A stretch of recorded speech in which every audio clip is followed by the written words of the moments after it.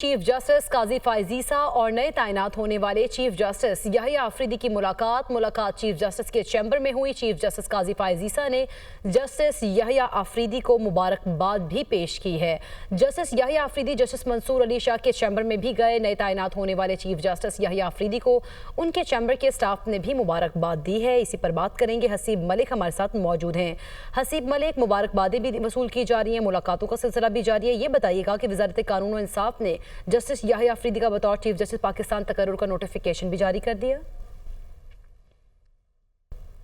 जी बिल्कुल, वजारत कानून और इंसाफ ने तो नोटिफिकेशन भी जारी कर दिया है और बाकायदा तौर पे 26 अक्टूबर को हल्फ बर्दारी भी होगी और उसके बाद 3 साल के लिए चीफ जस्टिस ऑफ पाकिस्तान के तौर पे जो है अपने खिदमात सर अंजाम भी देंगे। लेकिन दूसरी जानिब अहम मुलाकातों का भी सिलसिला जारी है। आज जो है chief justice of Pakistan justice Qazi फायजीसा और जस्टिस जो नए नामजद चीफ जस्टिस हैं जस्टिस याहिया आफरीदी, इन दोनों के दरमियान मुलाकात भी हुई है। ज़राए के मुताबिक जो मुलाकात हुई है वो चीफ जस्टिस ऑफ पाकिस्तान के चैम्बर में नामजद चीफ जस्टिस याहिया आफरीदी की मुलाकात हुई है। चीफ जस्टिस काजी फायजीसा ने जस्टिस याहिया आफरीदी को मुबारकबाद भी दी है, जो कि जस्टिस नामजद नए जो चीफ जस्टिस बनेंगे जस्टिस याहिया आफरीदी, उनकी जानिब से मुबारकबाद को कबूल भी किया गया है। और इसके साथ साथ ये 2 आज के दिन में जो है मुलाकातें हुई हैं। एक जो है केसेस के से कबल जो है मुलाकातें हुई थी और दूसरी मुलाकात जो है वो केसेस की समातों के बाद जो है